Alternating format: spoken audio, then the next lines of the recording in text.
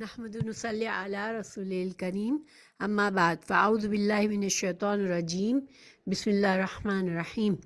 ہم قرآن مجید کی تفسیر کر رہے ہیں اور آج ہم سورہ البقرہ کی آیت نمبر 243 243 پر ہے،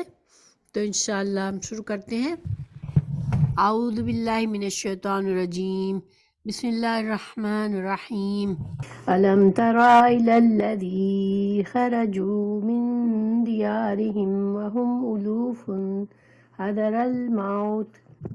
فقال لهم الله موتوا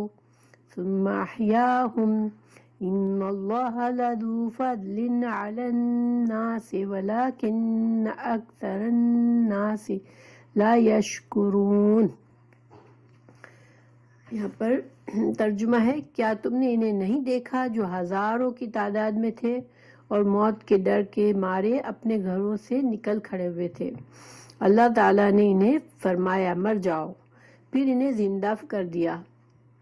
بے شک اللہ تعالیٰ لوگوں پر بڑا فضل والا ہے، لیکن اکثر لوگ ناشکرے ہیں۔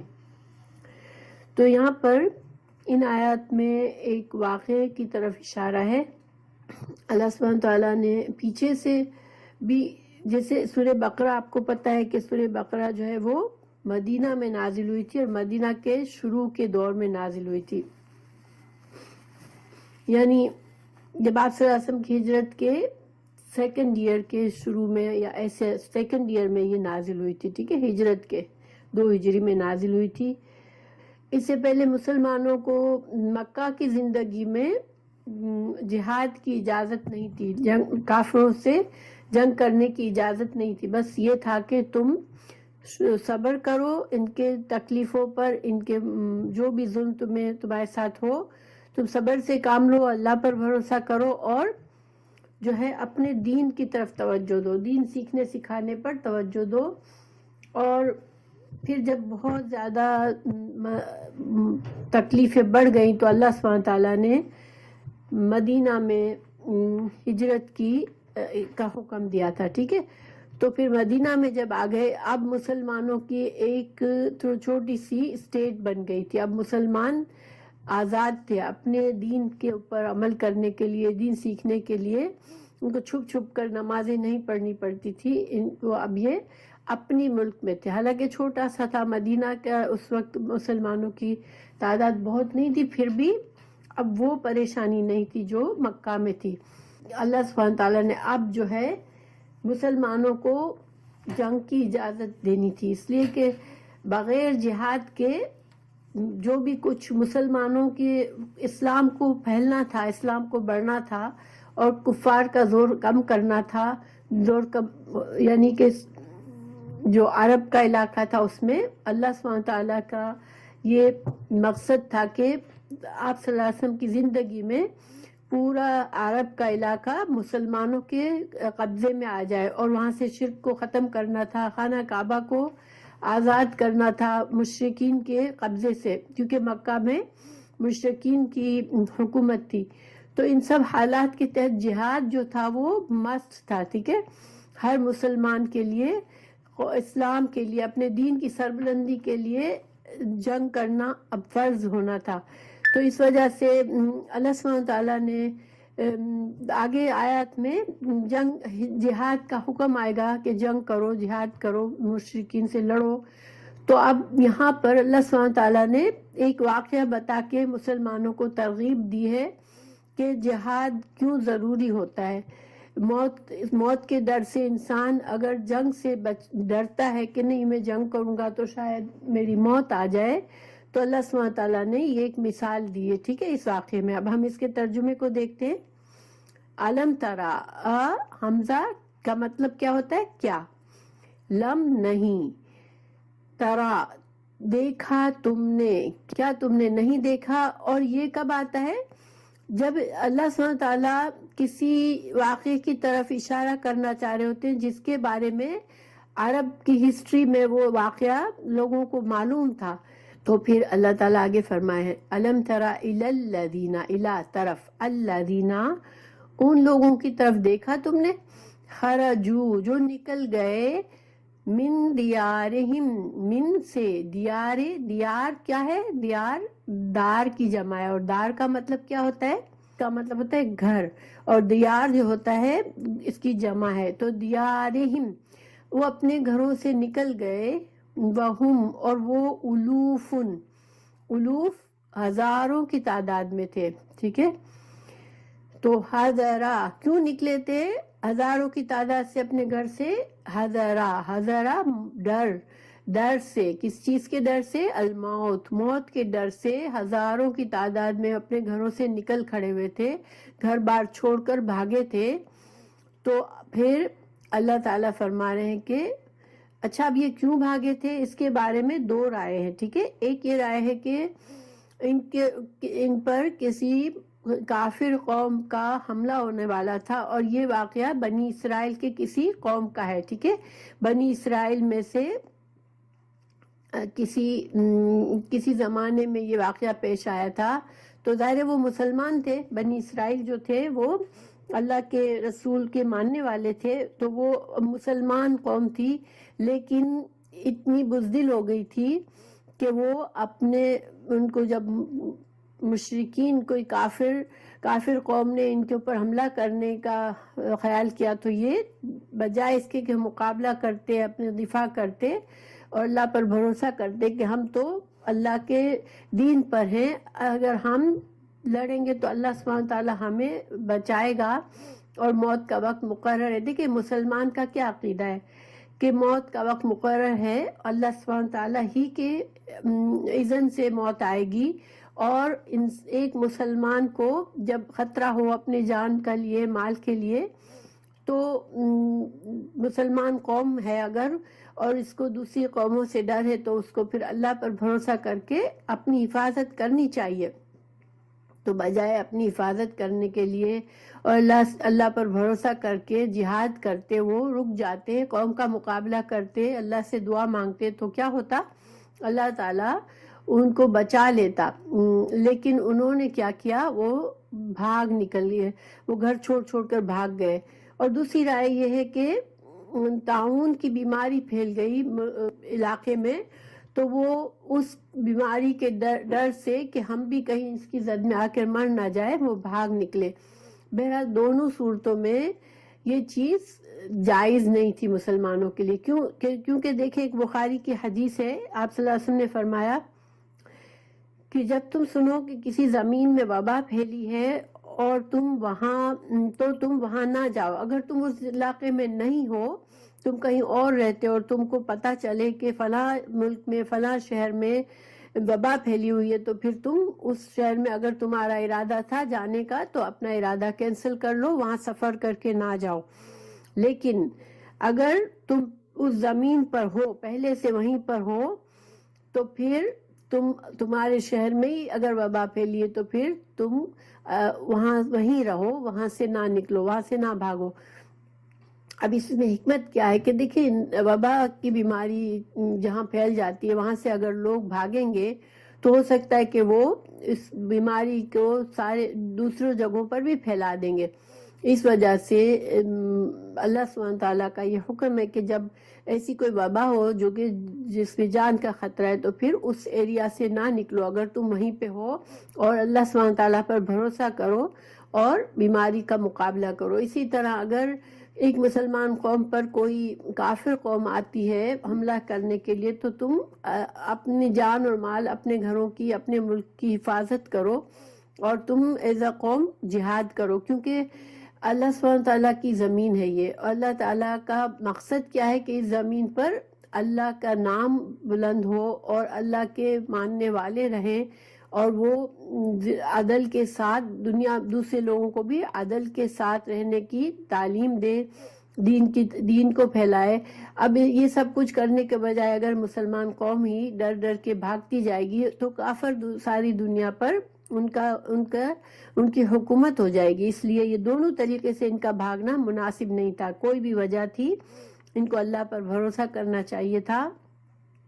اور ان کو توکل کر کے وہیں پر رہنا چاہیے تھا. تو بہرحال اب اللہ سبحانہ تعالیٰ نے کو یہ بات پسند نہیں آئی، اللہ نے ان کو موت دے دی۔ اللہ تعالیٰ فرما رہے آگے، فقالا تو فرمایا، لہم ان سے، اللہ نے، اللہ موتو مر جاؤ، اللہ نے ان کی موت کا فیصلہ کر دیا کہ تم گھر چھوڑ کر بھاگے ہو تو اب مر جاؤ، موت کے ڈر سے بھاگے ہو تو مر جاؤ۔ ثم پھر احیاہم، پھر احیا زندہ کیا ان کو۔ اب زندہ کچھ اقوال ہے کہ ان کے جو نبی تھا اس زمانے میں، اس نے دعائیں مانگی اور اس کی دعا سے اللہ نے ان کو زندہ کر دیا۔ بہرحال یہاں پر اس کا کوئی ذکر نہیں ہے کہ دعا مانگی اس کے بعد، اللہ سبحانہ تعالیٰ جو چاہے کرے، اللہ نے انہیں پہلے موت دی اور پھر دوبارہ ان کو زندہ کیا۔ ان اللہ، بے شک اللہ تعالیٰ، لذو، البتہ فضل والا ہے، لذو فضل، فضل والا ہے، علی الناس، لوگوں پر، ولیکن، لیکن، اکثر الناس، اکثر لوگ، لا یشکرون، وہ شکر ہی نہیں کرتے۔ اب اللہ سبحانہ تعالیٰ نے یہاں پر ان کو موت دی اور پھر زندہ کیا، تو اس کی کیا مقصد ہے؟ تو اس پر علماء کہتے ہیں کہ اس کے تین مقاصد تھے۔ ایک تو یہ کہ اللہ کی تقدیر سے تم بچ کر نہیں جا سکتے، اس قوم کو یہ سبق دینا تھا کہ تم موت کے ڈر سے بھاگے، تمہیں نہیں بھاگنا چاہیے، تم اللہ کی تقدیر سے نہیں بھاگ سکتے، اگر تمہارے نصیب میں موت تھی تو موت ملے گی، چاہے تم کہیں بھی ہو، کس حالت میں بھی ہو۔ تو ایک تو یہ تھا کہ موت کا معاملہ اللہ پر ہے، اللہ تعالیٰ جب جسے چاہے، تو موت کے ڈر سے اگر انسان جہاد نہیں کرتا یا انسان وبا والے ایریا سے بھاگتا ہے اپنی جان بچانے کے لیے، تو دونوں باتیں غلط ہیں، کیونکہ اگر ایسی سچویشن آئے تو انسان کو اللہ پر بھروسہ کرنا چاہیے کہ اگر میری موت واقعی اسی طرح ہونی ہے تو مجھے کوئی نہیں بچا سکتا، اور اگر میری موت ابھی نہیں ہے، اللہ کا فیصلہ یہ نہیں ہے، تو پھر مجھے کوئی نہیں مار سکتا۔ تو یہ ایک سبق یہ دینا تھا، ٹھیک ہے، کہ اللہ پر، اللہ کی تقدیر پر انسان بھروسہ کرے۔ دوسرا سبق اس میں یہ ہے کہ انسان کی آخری جائے پناہ اللہ ہی کی ذات ہے، یعنی انسان خطروں سے بھاگتا رہے لیکن اس کو تو اس اللہ ہی کی طرف لوٹنا ہے۔ تو انسان موت کا ڈر، اگر اس سے وہ کچھ غلط کام کرتا ہے اپنی جان بچانے کے لیے، تو اس سے فائدہ کچھ نہیں، کیونکہ اسے لوٹنا اللہ ہی کی طرف ہے، ایک نہ ایک دن وہ ضرور موت آئے گی اسے اور وہ اللہ کی طرف لوٹے گا۔ اور تیسرا فائدہ اس میں یہ تھا کہ اللہ نے جو کہ دوبارہ ان کو اٹھایا، مردہ سے اٹھایا، تو کہ اللہ سبحانہ تعالیٰ، یہ آیت جو ہے وہ بہت بڑی دلیل ہے کہ دنیا میں زندگی ختم ہوگی دنیا کی تو اللہ سبحانہ تعالیٰ دوبارہ اٹھائیں گے، موت کے بعد دوبارہ اٹھانے کی دلیل ہے اس میں، اس آیت میں۔ تو یہ تین فائدے ہیں، ایک تو یہ کہ اللہ کی تقدیر پر تقدیر ہے، ہر انسان کا وقت مقرر ہے، دوسرا یہ کہ ہر انسان کا انجام کے طور پر اللہ ہی کی طرف جائے گا وہ، اور تیسرا یہ کہ اللہ تعالیٰ اسے آخرت میں دوبارہ تمام لوگوں کو اللہ اٹھائے گا۔ جیسے کہ میں نے پہلے بتایا کہ اس آیت میں جو ہے وہ مسلمانوں کو ایک طرح سے یہ سبق دینا تھا، یہ تعلیم دینی تھی کہ دیکھو موت کے ڈر سے تم جہاد سے نہ گھبراؤ، کیونکہ جہاد کے ذریعے ہی اسلام کا نام بلند ہوگا، اور اسلام کافروں کو جو کہ دنیا پر قبضہ کر کے بیٹھے ہوئے ابھی اور تم پر ظلم ستم کر رہے ہیں، تو ان سے نجات تمہیں ملے گی اور خانہ کعبہ کو تم آزاد کرو گے۔ تو یہ سب کچھ جہاد سے ہی ہوگا، چونکہ اللہ تعالیٰ کسی کا محتاج نہیں ہے، اللہ جب چاہے کن فیکون، جو چاہے کر لے، مگر یہ اللہ کی سنت، اللہ کا طریقہ نہیں ہے۔ اللہ سبحانہ تعالیٰ اسباب کے پردوں میں کام کرتے ہیں کہ لوگوں کی آزمائش ہوتی ہے ہر اچھے برے وقت میں، اور لوگوں کے اوپر ہوتا ہے کہ وہ اس برے وقت سے نکلنے کے لیے کس طرح سے خود بھی اسٹرگل کریں، پھر اللہ پر بھروسہ بھی کریں اور اللہ سے دعائیں بھی مانگیں۔ وَقَاتِلُوا، اور جنگ کرو، فی سبیل اللہ، اللہ کی راہ میں، وَعَلَمُوا، اور جان لو، ان اللہ، بے شک اللہ تعالیٰ، سمیع علیم، سننے والا اور جاننے والا ہے۔ تو دیکھیں اللہ سبحانہ تعالیٰ نے اب حکم دیا کہ اب مسلمانوں کو حکم آیا. پہلے ایک طرح سے ذہن سازی ہوئی کہ دیکھو تم سے پہلے کے لوگوں کو بھی جہاد کرنا تھا مگر انہوں نے نہیں کیا تو وہ موت تو ان کو آ ہی گئی اللہ کے حکم سے, تو تم موت سے گھبرا کر جہاد سے نہ بچو, اب تم بھی جہاد کرو اللہ کی راہ میں. ٹھیک ہے, جہاد فی سبیل اللہ کیا ہوتا ہے؟ دیکھیں کوئی بھی جنگ جو ہوتی ہے وہ جہاد فی سبیل اللہ نہیں ہوتی. ٹھیک ہے, ایون مسلمان قومیں بھی اگر لڑ رہی ہیں تو مسلمانوں سے بھی لڑ پڑتے ہیں, مسلمان ملک مسلمان سے بھی لڑتے ہیں, تو وہ کیا ہوتا ہے؟ وہ جہاد فی سبیل اللہ نہیں ہوتا. جہاد فی سبیل اللہ اس وقت کہلاتا ہے جبکہ مقصد خالص اللہ کے دین کو دنیا میں, اللہ کے دین کو سربلند کرنا ہو, اللہ کے دین کو دنیا میں رائج کرنا ہو, تاکہ اور لوگوں میں سے برائیاں دور کرنی ہو اور اللہ کے نافرمانوں کے اوپر غلبہ حاصل کرنا ہو تاکہ ان کی اصلاح ہو سکے یا ان کو سزا دی جا سکے. تو جب اس نیت سے خالص اللہ کے دین کو سربلند کرنے کے لیے جو جنگ ہوتی ہے اسی کو صرف جہاد فی سبیل اللہ کہتے ہیں. باقی ہر جنگ جو مسلمان لڑتا ہے وہ جہاد فی سبیل اللہ نہیں ہوتی ہے. نیت پر دیکھیں, اسلام میں ہر چیز کا نیت پر دار و مدار ہے. ٹھیک ہے,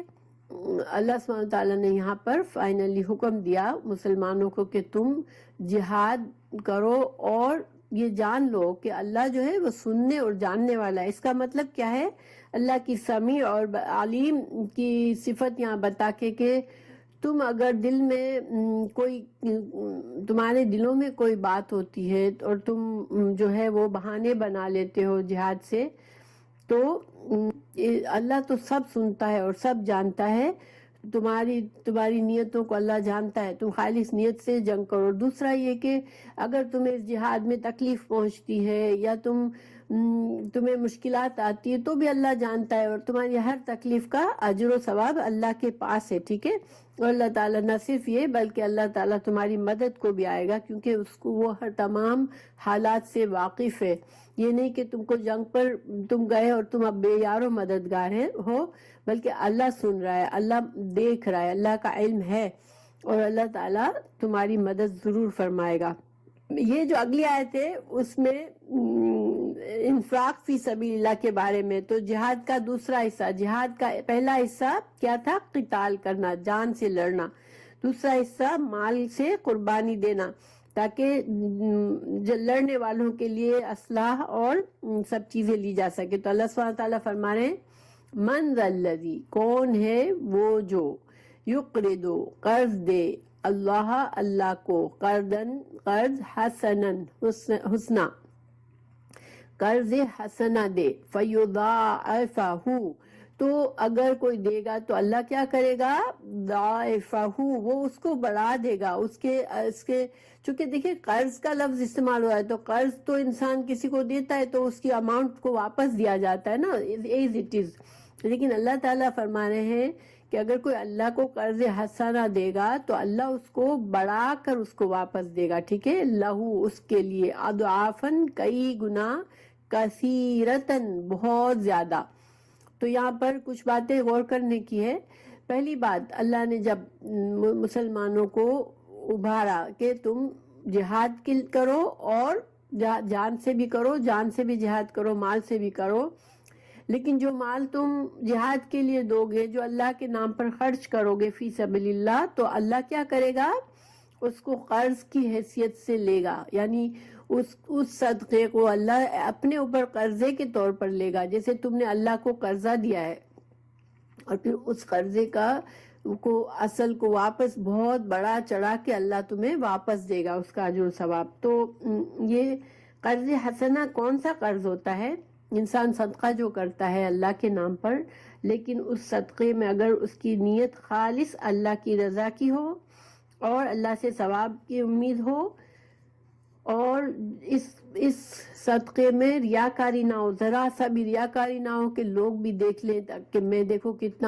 میں کتنی فیاضی سے خرچ کر رہا ہوں, لوگوں کی بالکل پرواہ نہ ہو,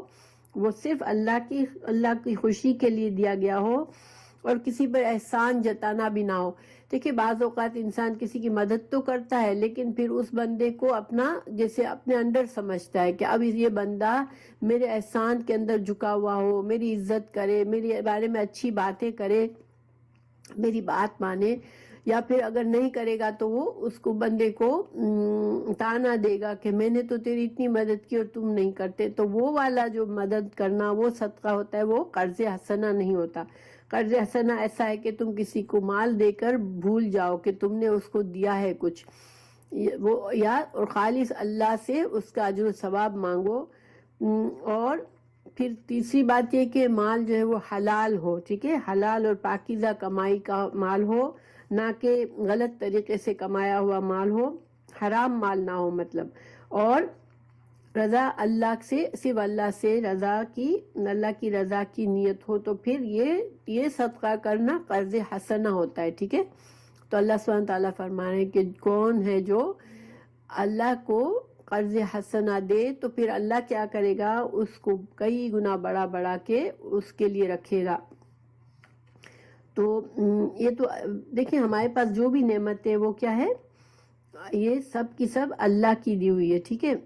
تو اگر اللہ ہی نے سب کچھ دیا ہے، اس کے باوجود اگر ہم اس مال میں سے خرچ کرتے تو اللہ تعالیٰ کی یہ رحمت ہے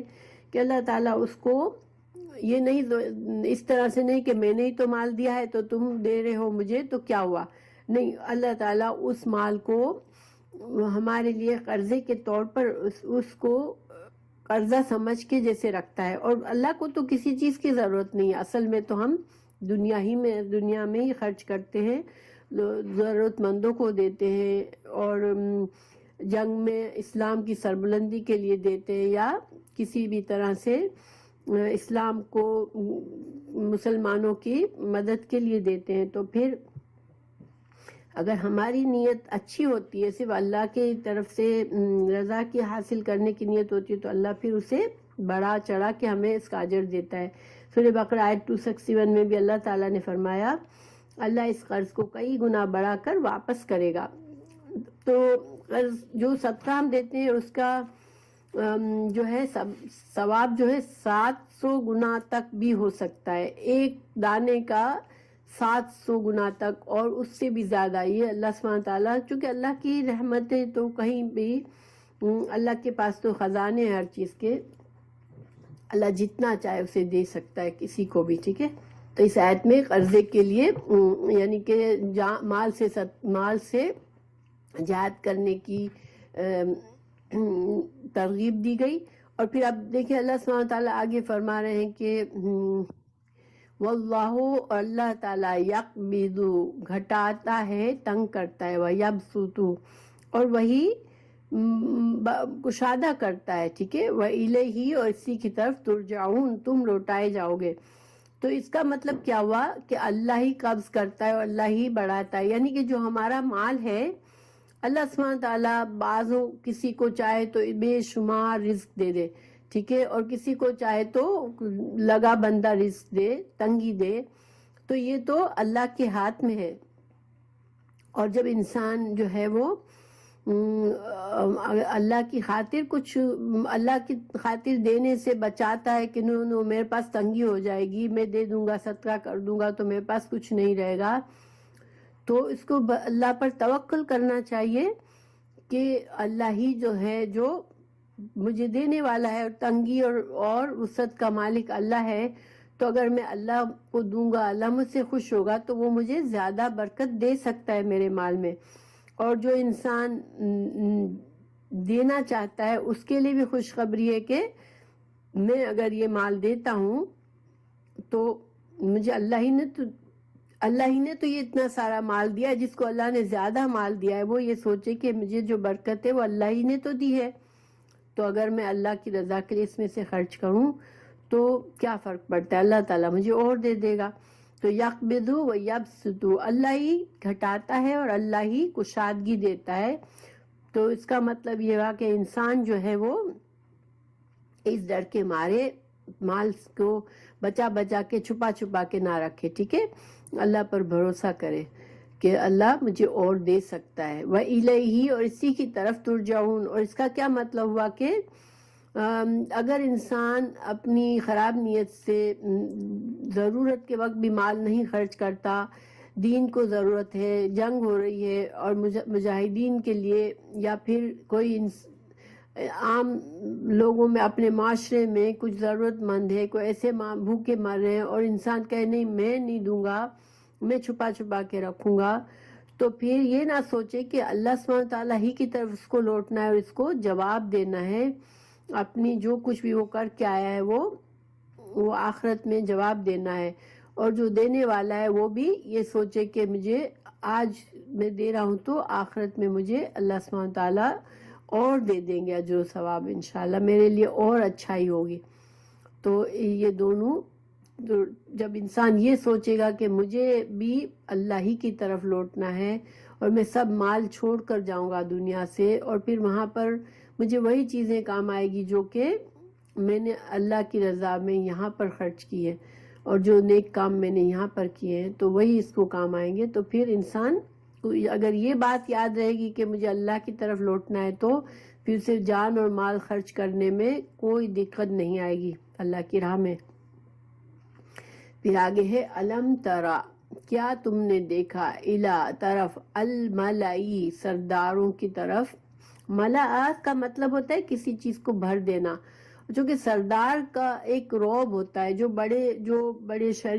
یعنی مشہور لوگ ہوتے ہیں جن کو اللہ نے بہت دیا ہوتا ہے، عقل اور دی ہوتی ہے، مال دی ہوتی ہے،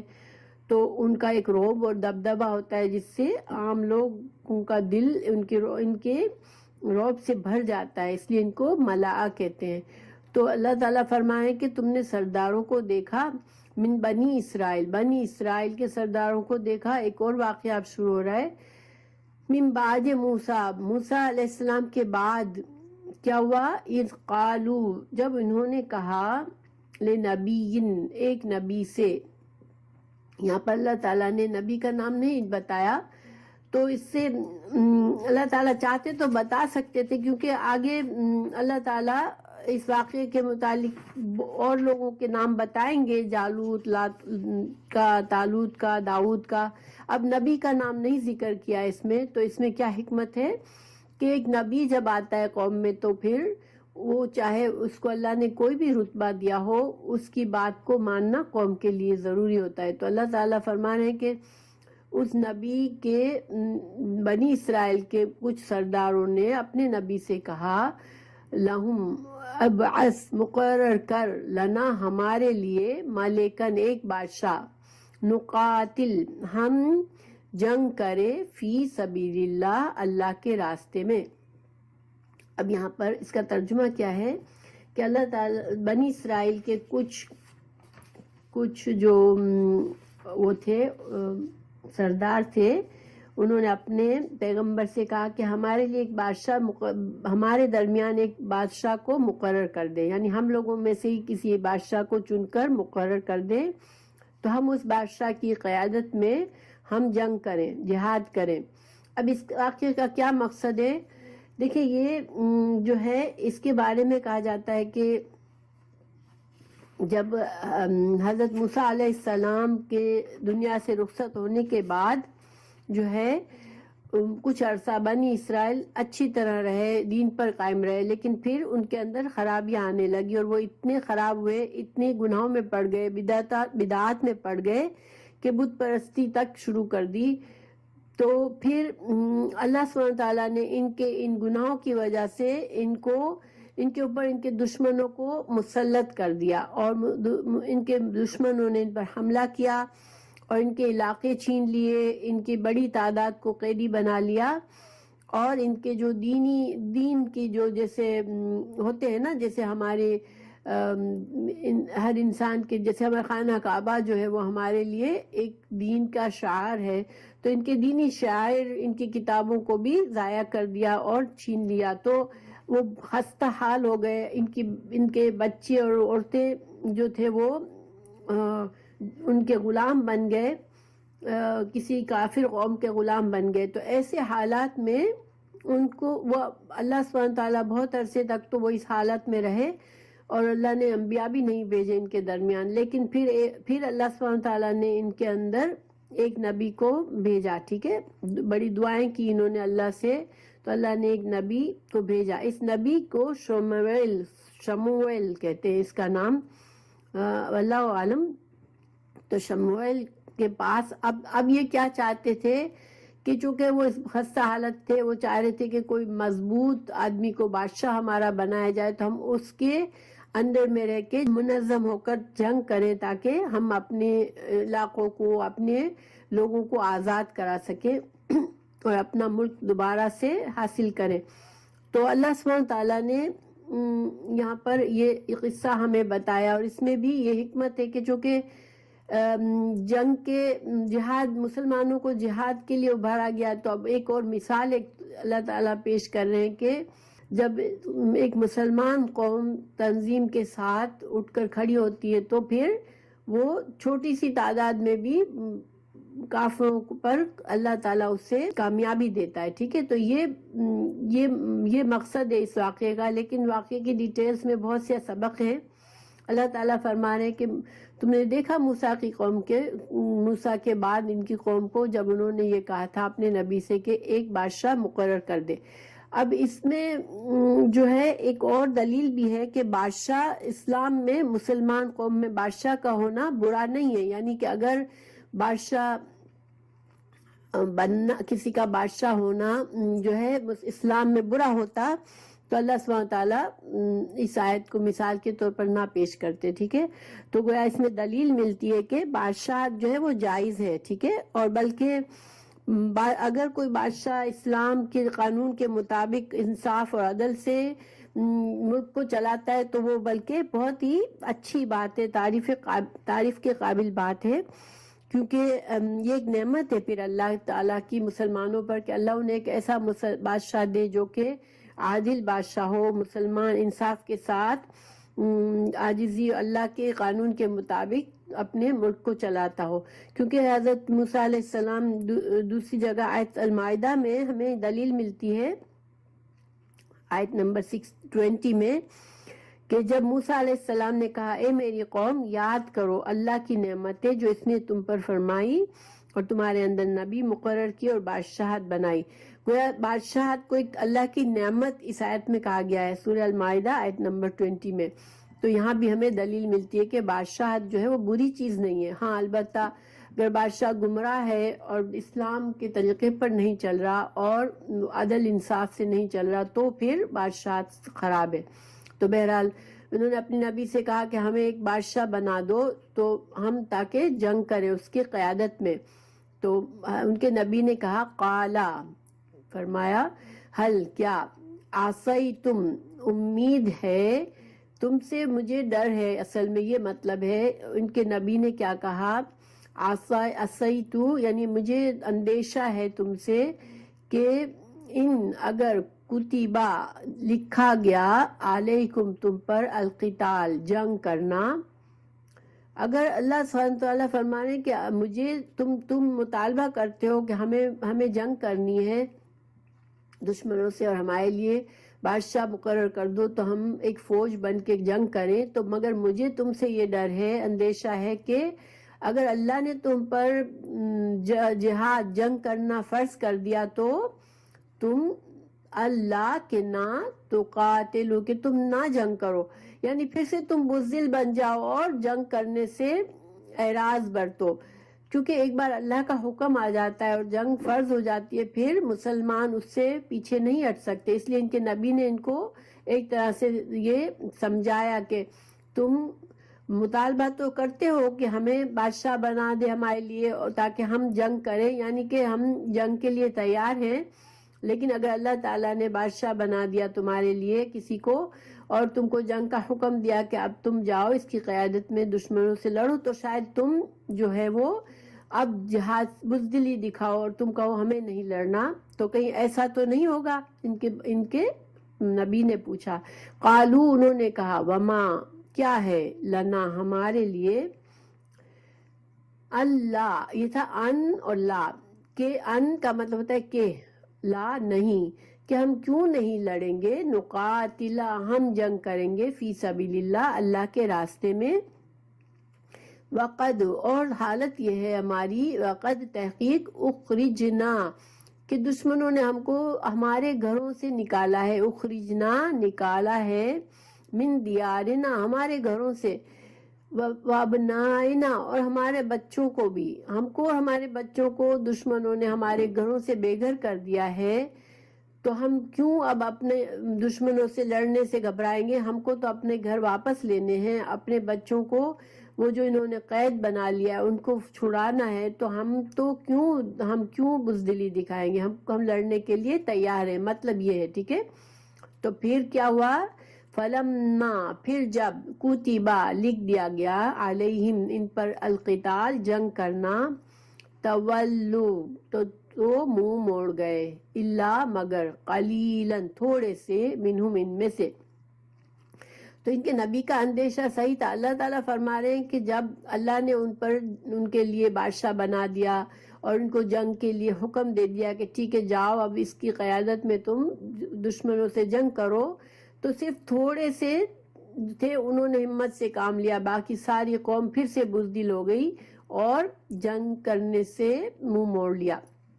واللہ اور اللہ تعالیٰ علیم جاننے والا ہے بالظالمین، وہ لوگ ظالم تھے، وہ اپنی جانوں پر ظلم کرتے تھے کہ ایسے برے حالات میں بھی وہ بزدل بنے، اپنی جانوں کی پرواہ فکر کر کے بیٹھے تھے، اور ان کو اپنے گھر بار، ان کے اولادیں، ان کی بیویاں دشمنوں کے پاس غلام بنی ہوئی تھی، اور یہ بزدل اپنے اوپر ظلم کر رہے تھے کہ وہ اللہ کے بھروسے پر انہوں نے جنگ کرنے سے منہ موڑا، ٹھیک ہے؟ یہ مطلب ہے۔ وقال لهم، اب اللہ تعالیٰ ہمیں پھر سے قصے کی زیادہ تفصیل بتا رہے کہ پھر اب اللہ تعالیٰ نے اب ان کے لیے نبی بنا، ان کے لیے مقرر کرنا ہے بادشاہ کو، تو اللہ تعالیٰ نے تو ان کے نبی نے کیا کہا؟ وقالا کہا، یعنی ان کے نبی نے کہا، لہم ان سے، نبیہم ان کے نبی نے، ان اللہ بے شک اللہ تعالیٰ، قد تحقیق بعثا مقرر کیا ہے، لکم تمہارے لیے، طالوت کو، ملکن ایک بادشاہ۔ تو طالوت جو تھا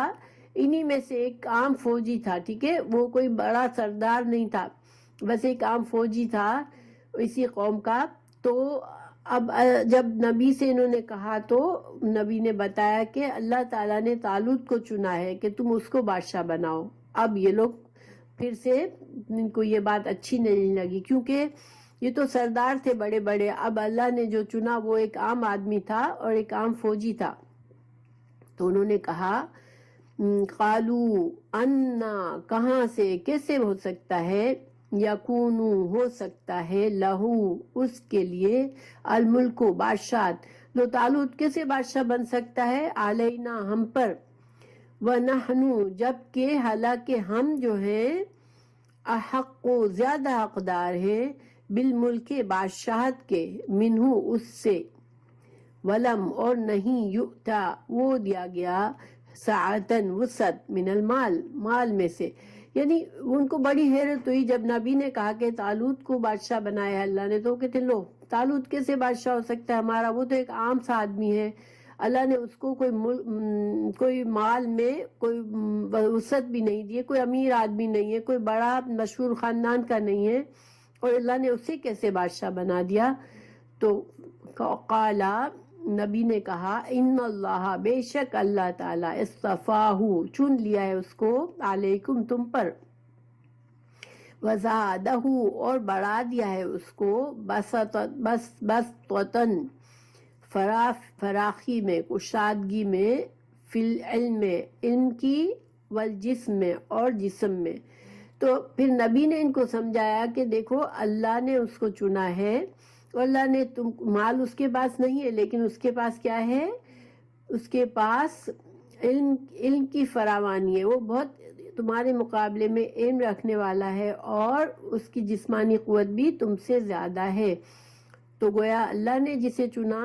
وہ جہاد کے لیے زیادہ مناسب آدمی تھا، کیونکہ اس کے پاس نالج تھی، اس کے پاس عقل مند آدمی تھا، اور جنگ میں بڑی عقل چاہیے ہوتی ہے کیونکہ ٹیکٹکس ہوتی ہے جنگ کی، اور دوسرا اس کے پاس قوت، جسمانی قوت ہے، وہ مضبوط آدمی ہے، تو اللہ نے اس کی ان خصوصیات کی بنا پر اس کو بادشاہ بنایا ہے تاکہ تم اس کی قیادت میں لڑائی کرو۔ تو یہاں سے ہمیں یہ پتہ چلتا ہے کہ جو جہاد میں جو بڑا بادشاہ ہونے میں جو مسلمان قوم کا جو لیڈر ہوتا ہے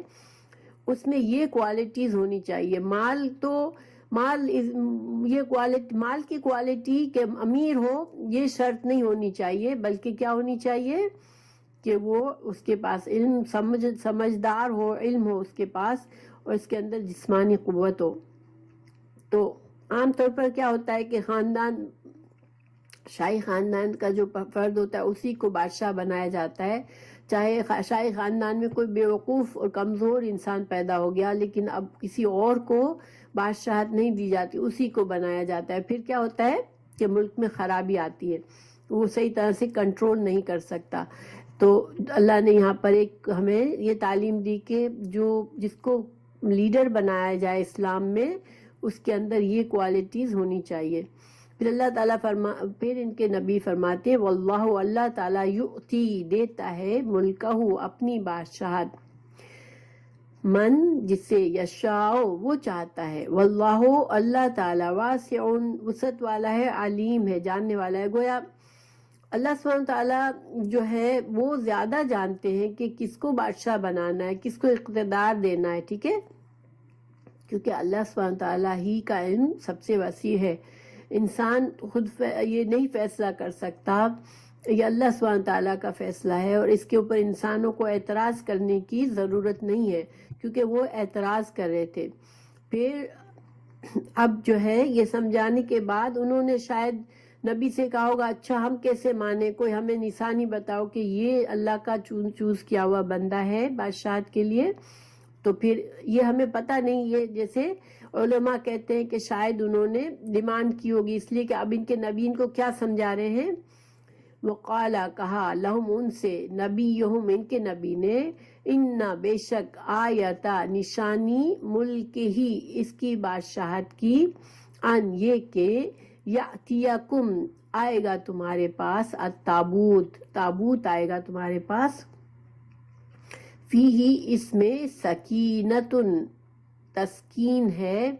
من ربکم تمہارے رب کی طرف سے، وبقیتن اور باقی ماندہ ہے، مما اس میں سے جو ترکا چھوڑ گئے، آل موسیٰ آل موسیٰ و آل ہارون اور آل ہارون، تحملہ اٹھائے ہوئے ہوں گے اس کو، الملائکۃ فرشتے۔ اب ان کے نبی نے، جیسے کہ میں نے کہا کہ شاید انہوں نے، علماء کہتے ہیں کہ شاید انہوں نے کہا ہوگا اچھا تو ہمیں کوئی نشانی بتاؤ کہ واقعی میں اس کو چوز کیا اللہ نے۔ تو اللہ تعالیٰ نے فرمایا کہ اللہ تعالیٰ نے بتایا کہ نشانی یہ ہوگی کہ یہ جو ایک تابوت، یہ تابوت کیا تھا، دیکھیں ایک ان کے جیسے ہمارے ہاں قبلہ ہے، اسی طرح اس زمانے میں حضرت موسیٰ علیہ السلام، حضرت ہارون علیہ السلام کے کچھ تبرکات تھے جو اس تابوت میں تھے، اور یہ تابوت کو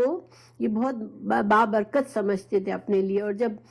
ان کے اوپر دشمن نے حملہ کیا تو اس تابوت کو بھی لے کر چلے گئے تھے، جس کی وجہ سے ان کی ہمت بہت ٹوٹ گئی تھی کہ ہماری تو جو ایک دینی شعار تھا وہ بھی چلا گیا۔ دیکھیے خانہ کعبہ ہمارے لیے بڑی اہمیت رکھتا ہے نا، اللہ نہ کرے خدا نخواستہ کبھی وہ مسلمانوں کے قبضے میں نہ ہو تو مسلمان لاسٹ فیل کریں گے کہ یہ ہمارا کعبہ کسی نے قبضے میں کر لیا۔ تو اسی طرح ان کے تابوت کو دشمن لے گئے تھے، تو اللہ تعالیٰ نے کہا کہ ٹھیک ہے، تم اگر یہ نشانی ہے تمہارے پاس کہ یہ جو تابوت تمہارا جو دشمن لے گئے تھے وہ جو ہے جس میں تمہارے لیے سکینت ہے، تسکین کا سامان ہے، اور حضرت موسیٰ اور حضرت ہارون علیہ السلام کی برکات، ان کی کچھ برکات، کچھ نشانیاں ہیں اس میں، تو وہ جو ہے فرشتے وہ تابوت دشمن کے قبضے سے نکال کے تمہارے پاس لے آئیں گے اور یہ جو طالوت ہے اس کے دروازے پر رکھ دیں گے. تو یہ تمہارے لیے سائن ہوگی کہ طالوت جو ہے وہ وہی اللہ کا چوز کیا ہوا بندہ ہے. تو یہاں پر ہمیں کچھ چیزیں پتہ چلتی ہیں. سکینہ ہے اس میں. سکینہ کیا چیز ہے کہ اللہ تعالیٰ نے فرمایا کہ اس تابوت میں تمہارے لیے سکینہ ہے. تو سکینت کا مطلب ہے کہ اللہ تعالیٰ کی طرف سے خاص نصرت کا ایسا نزول ہے جو اپنے خاص بندوں پر نازل فرماتا ہے، اور جس کی وجہ سے جنگ کے خون ریز مارکا آرائیوں میں بھی جس سے بڑے بڑے شیر دل بھی کانپ جاتے ہیں، اہل ایمان کے دل دشمن کے خوف اور ہیبت سے خالی اور فتح و کامرانی کی امید سے لبریز ہوتے ہیں. دیکھیں جنگ جو ہے بڑی خطرناک چیز ہوتی ہے نا، اور اس میں پہلے کی جنگیں تو بالکل فیس ٹو فیس لڑتے تھے لوگ تلواروں سے، لیکن اللہ تعالیٰ کی سکینت جب مسلمانوں پر آتی ہے، جب مسلمان اللہ کی خاطر لڑ رہے ہوتے ہیں، اللہ کے دین کی خاطر لڑ رہے ہوتے ہیں، تو اللہ تعالیٰ ان کے دلوں کو اتنا مضبوط کر دیتا ہے، اتنا اطمینان دے دیتا ہے کہ وہ اس خوف میں نہیں رہتے کہ ان کا دل لرز رہا ہے. اس لیے کہ انسان خوف میں کوئی فیصلہ صحیح نہیں کر سکتا، تو ان کے اندر بہادری اور سکون آ جاتا ہے، بھروسہ اللہ پر توکل آ جاتا ہے. تو اس کو سکینہ کہتے ہیں. تو اللہ تعالیٰ نے فرمایا کہ جب تابوت بھی تمہارے پاس آ جائے گا اور پھر تم لڑو گے، تمہارے دلوں پہ سکون ہوگا کہ تمہارے پاس یہ تمہاری بابرکت چیز بھی آ گئی، تو تمہارے دلوں سے خوف بھی دور ہو جائے گا. جب جنگ بدر ہوئی تھی تو اللہ تعالیٰ نے مسلمانوں کے دلوں پر سکینت نازل فرمائی تھی، ایک بارش برسائی تھی جس سے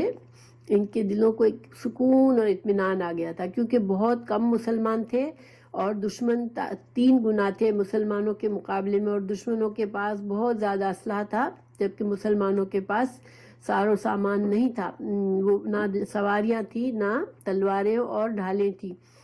تو اس وجہ سے اللہ نے ان پر سکینت نازل فرمائی تھی اور وہ جیت گئے تھے. تو یہاں پر بھی بنی اسرائیل کے لوگوں کو کہا گیا کہ تمہارا وہ تابوت جس سے تمہارے دلوں کو سکون اور تسکین آئے گی وہ بھی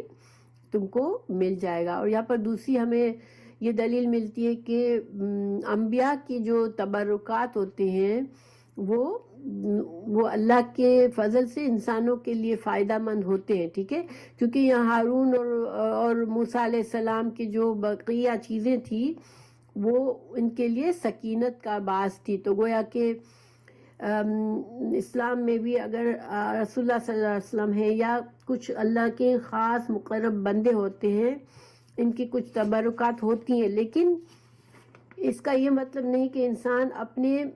مرضی سے بنا لے خود ساختہ تبرکات. جیسے کہ آج کل آپ نے دیکھا ہوگا کہ ایک چھوٹا سا آپ صلی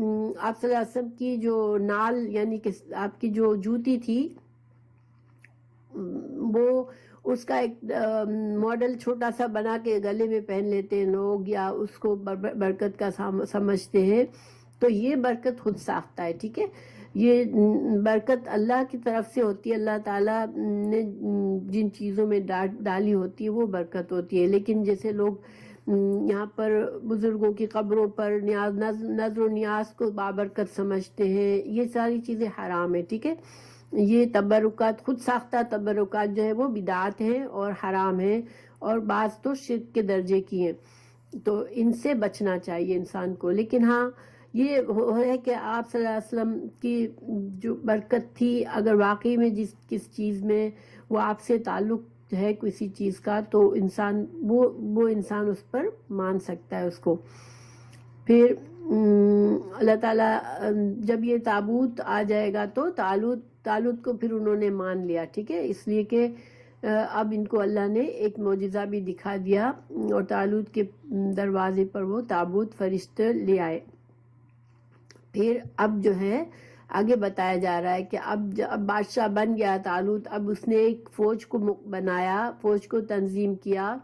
سب کو تیار کیا فوج کے لیے، اور پھر اب یہ فوج نکلی. ٹھیک ہے، تو فلما پھر جب فصلا جدا ہوا طالوت بالجنودی 7 لشکروں کے، طالوت نے لشکر منظم کیے اور نکلا. قال کہا، اس نے کہا، ان اللہ بے شک اللہ تعالی مبتلیکم آزمانے والا ہے تم کو، بے نہرن ایک نہر سے. فمن تو جو کوئی شربا پیے گا منہ اس سے فلیسا تو نہیں ہے وہ منی مجھ سے. ومن اور جو کوئی لم نہیں یطعمہ چکھے گا اس کو پیے گا اس کو فإنہ تو بے شک وہ منی مجھ میں سے ہے. اللہ مگر من جو اغترفا چلو بھر لے غرفتن ایک چلو بھرنا بیدہی ساتھ اپنے ہاتھ کے. اب یہاں پر چونکہ اب یہ ایک بڑی خوفناک جنگ کے لیے جا رہے تھے اور دشمن بہت طاقتور تھا. اب یہ طالوت چاہتا ہے کہ لوگ میرے ساتھ جو جنگ پر جا رہے ہیں وہ بہت عزم اور حوصلے کے والے لوگ ہوں اور وہ ایسے ڈاواڈال ہونے والے نہ ہوں. کیونکہ دیکھیں اگر کچھ لوگ بزدل ہوتے ہیں فوج میں تو وہ دوسروں کو بھی گھبرا دیتے ہیں اپنی بزدلی سے. وہ اگر بھاگتے ہیں جنگ میں جنگ کے موقع پر اگر بھاگتے ہیں تو باقی فوج کی بھی ہمت ٹوٹ جاتی ہے. اس لیے اب اللہ تعالیٰ کے حکم سے طالوت نے ان کو ایک آزمائش بتائی کہ کہا کہ اللہ ایک تم کو ایک نہر سے آزمانا چاہتا ہے. ہمارے راستے میں ایک نہر آئے گی تو تم کو اس میں سے جی بھر کے پانی نہیں پینا ہے, ٹھیک ہے. اس میں سے بس تم لوگوں کو ایک چلو بھر پانی پینا ہے صرف. اگر جو پورا جی بھر کے پانی پیے گا تو پھر وہ ہمارے ساتھ نہیں جائے گا جنگ کے لیے, لیکن جو صرف ایک چلو بھر کر پیے گا تو وہ ہمارے ساتھ جائے گا. یہ ایک طرح کا ٹیسٹ تھا ان میں, ٹھیک ہے. یہ کون برداشت کرتا ہے. ظاہر اب سفر پر نکلے ہوئے ہیں, پانی تو اتنا لمیٹڈ ہوتا ہے سفر میں. اب پانی ختم ہو گیا ہوگا اور نہر پر پہنچتے پہنچتے اب پیاس لگی ہوئی ہوگی بہت زیادہ. اب ایسے میں ان کو اس آزمائش سے گزارا گیا کہ صرف ایک چلو بھر پانی پینا ہے. اب دیکھیں امیجن کریں انسان سخت پیاسا ہو اور پورا گلاس پانی کا سامنے پڑا ہو اور اس سے کہا جائے کہ بس ایک گھٹ پی کے چھوڑ دو بس اور نہیں پیو, تو وہ بے چین ہو جائے گا کیونکہ بہت زیادہ پیاس ہے. اب اس کو پورا بھر کے پانی جب تک اس کی پیاس نہ بجھے پانی پینا ہوتا ہے. لیکن اب یہ ان کا ٹیسٹ تھا کہ کون صبر کرتا ہے اپنی پیاس پر اور اللہ کے حکم کو مانتا ہے. اور یعنی اپنے اس وقت تو طالوت نے ان کو حکم دیا گیا نا اپنے امیر کے, اسلام میں جنگ میں امیر کا حکم ماننا بھی ایسے ہی ہے جیسے اللہ اور رسول کا حکم ماننا ہے. کیونکہ وہ امیر جو ہے وہ اللہ کی راہ میں لڑ رہا ہوتا ہے اور ان کی قیادت کر رہا ہوتا ہے, اور جب تک پوری طرح سے فوج اس کی بات کو نہیں مانتی تو جنگ میں کامیابی کے چانسز نہیں رہتے. جنگ کے اندر منظم ہونا بہت ضروری ہوتا ہے کہ کوئی انسان اپنے امیر سے ادھر ادھر نہ جائے, جو حکم دیا گیا بس وہ کرے. اس کی مثال ہمیں جنگ احد میں ملتی ہے کہ مسلمانوں نے آپ صلی اللہ علیہ وسلم کے حکم کچھ مسلمانوں نے آپ کے حکم کی پابندی پر نہ کی تو پوری فوج کو شکست ہو گئی تھی. جو جیت رہی تھی وہ جیت ہار میں بدل گئی تھی. انشاءاللہ جنگ احد کے بارے میں ہم مزید پڑھیں گے سورہ آل عمران میں. تو بہرحال ان کو بھی کہا گیا کہ یہ آزمائش ہے تمہارے لیے. اب کیا ہوا, فلما فشربوا تو کیا کیا, پی لیا, منہ اس میں سے اس نہر میں سے پی لیا, اللہ مگر قلیلاً بہت تھوڑوں نے, منہم ان میں سے. تو اکثریت نے کیا کیا, حکم نہیں مانا, انہوں نے خوب جی بھر کے پانی پی لیا. اور صرف تھوڑے لوگوں نے, کہا جاتا ہے کہ صرف 313 لوگ تھے جنہوں نے اپنے امیر کی بات مانی اور صرف ایک چلو بھر پانی پیا, باقی سب نے خوب جی بھر کے پانی پیا. پھر کیا ہوا, فلما پھر جب جاوزہ اس نے پار کر لیا, یعنی نہر سے جب پار ہوا وہ, والذین اور وہ لوگ جو آمنو ایمان لائے تھے, معہو اس کے ساتھ, قالو تو انہوں نے کہا, یعنی جنہوں نے خوب پانی پی لیا تھا ان کو کیا ہوا, اللہ کی قدرت سے وہ بالکل ہمت ہی نہیں رہی ان کو جنگ کرنے کی کیونکہ انہوں نے نافرمانی کی تھی. قالو انہوں نے کہا, لا نہیں, طاقت لنا ہمارے لیے, الیوم آج, جالوت کے ساتھ جنگ کرنے کا, وجنودہی اور اس کے لشکروں کے ساتھ. وہ ایسے نڈھال ہو گئے خوب پانی پی کر کے کہ لگے اب تو ہم جنگ کے قابل نہیں رہے, جالوت کے اور اس کے لشکروں کا مقابلہ کرنے کے قابل ہی نہیں رہے. قالا کہا الذین ان لوگوں نے یظنون جو یقین رکھتے تھے انہم کہ بے شک وہ ملاقات کرنے والے ہیں اللہ سے کم کتنی ہی من فئتن گروہ ہیں قلیلتن بہت تھوڑے سے غلبت غالب آئے فئتن گروہوں پر کثیرتن بڑی تعداد میں باذن اللہ اللہ کے اذن سے واللہ اور اللہ تعالی مع الصابرین صبر کرنے والوں کے ساتھ ہے۔ اب دیکھا کہ اتنی بڑی فوج تو ٹوٹ گئی، وہیں پر جو لوگ بیٹھ گئے کہ ہم تو اب ہمیں ہمت نہیں ہے جنگ کرنے کی، اب تھوڑے سے لوگ رہ گئے، تو ان میں سے ایک دوسرے کو جن لوگوں کو اللہ پر بھروسہ تھا وہ دوسروں کو ہمت دے رہے ہیں اور کہہ رہے ہیں کہ قال الذین ان لوگوں نے کہا جن لوگوں کو اللہ پر پورا بھروسہ تھا کہ ہم سب کو اللہ سے ملاقات کرنی ہے ایک دن، اور ہمیں آج اللہ نے یہ حکم دیا ہے ہمیں جہاد کرنا ہے تو ہمیں ہمت سے کام لینا ہے، انہوں نے ہمت دلانے کے لیے کیا کہا کہ دیکھو اکثر ایسا ہوتا ہے کہ بہت تھوڑی تعداد میں ہوتے ہیں لوگ مسلمان، لیکن بہت بڑی تعداد کافروں کی بڑی تعداد کو ہرا دیتے ہیں اللہ کی اذن سے۔ اگر اللہ کسی کا ساتھ دے، اللہ ساتھ ہے تو تم ڈرو نہیں۔ بہت ایسی مثالیں ہیں جس میں تھوڑے سے لوگ اللہ کے اذن سے فتح پا لیتے ہیں بہت بڑی بڑی فوجوں پر۔ اللہ جو ہے وہ صبر کرنے والوں کے ساتھ ہے۔ پھر ولما اور جب برزو جب وہ نکلے، برزو کا مطلب ہوتا ہے دو فوجیں جب ساتھ ہوئی ایک دوسرے کے آمنے سامنے ہوئی، لی جالوت کے لیے و جنودہی اس کے لشکروں کے لیے۔ اب دونوں فوجیں سامنے سامنے ہیں، ٹھیک ہے، ایک طرف صرف 313 لوگ ہیں اور دوسری طرف ایک بڑی فوج ہے جو کہ بہت مشہور جنگجو فوج ہے۔ جالوت بہت زیادہ اس کی شہرت تھی کہ یہ بہت بہادر، بہت لڑنے والا اور بہت زیادہ طاقتور انسان تھا اور اس کی فوجیں بڑی تھی بہت۔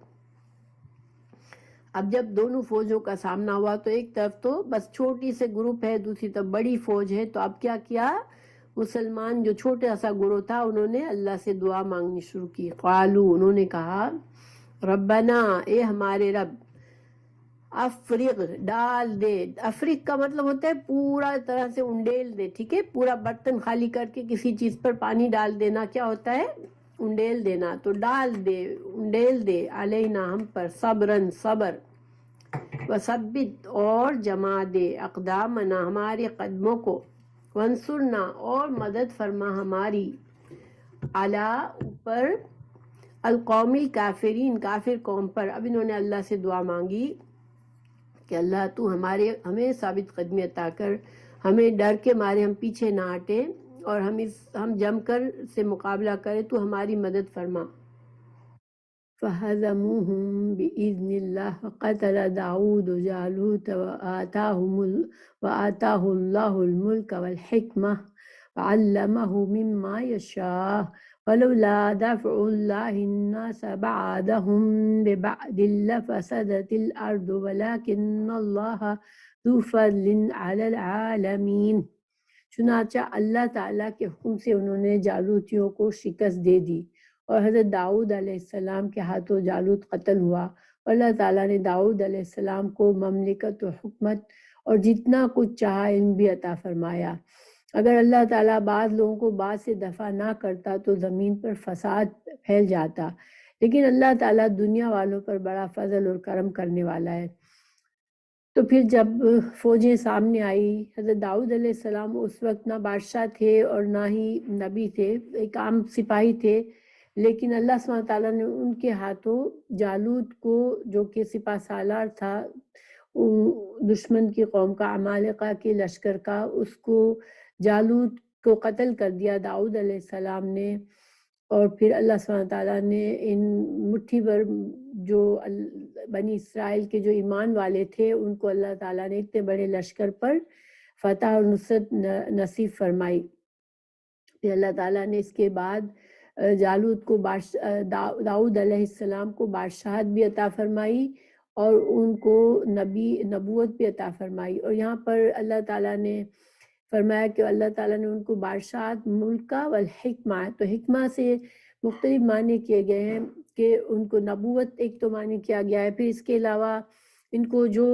جس تدبیر سے انہوں نے طالوت کو قتل کیا وہ بھی مراد لی گئی ہے، اور جو ان کو اللہ تعالیٰ نے خاص علم سکھایا تھا، حضرت داؤد علیہ السلام کو وہ جنگی لباس لوہے کا استعمال سکھایا تھا اور جنگی لباس کو خاص طریقے سے بنانا سکھایا تھا، تو یہ ساری چیزیں اللہ تعالیٰ نے داؤد علیہ السلام کو سکھائی۔ اور اس سے دیکھیے یہاں پر ہمیں یہ بھی پتہ چلتا ہے کہ ایون دنیا کے جو علم ہیں وہ بھی اللہ تعالیٰ ہی کے طرف سے بندوں کو سکھائے جاتے ہیں، کیونکہ جنگی لباس بنانا، لوہے کا استعمال کرنا یہ دنیا کے فائدوں کے لیے، لیکن اللہ تعالیٰ نے یہ بھی اپنی طرف اس کی نسبت کی کہ اللہ نے اسے سکھایا۔ تو اس کے بعد جو ہے اللہ تعالیٰ فرما رہے ہیں کہ یہ اللہ تعالیٰ کی حکمت ہے کہ اللہ تعالیٰ جو ہے وہ زمین میں جب فساد بڑھتا ہے، جب اللہ کے سرکش نافرمان بندوں کو اتنی طاقت بڑھ جاتی ہے کہ وہ فساد مچا دیتے ہیں دنیا میں، تو اللہ تعالیٰ مسلمان اور اللہ کے اپنے فرما بردار بندوں کے ذریعے ان کو شکست دیتا ہے، اور اگر اللہ تعالیٰ یہ نہ کرتا تو پھر دنیا میں ایک فساد ہر وقت برپا رہتا اور کسی کی بھی جان مال یا زندگی عزت کوئی چیز کسی چیز میں بھی کوئی سیفٹی نہ ہوتی۔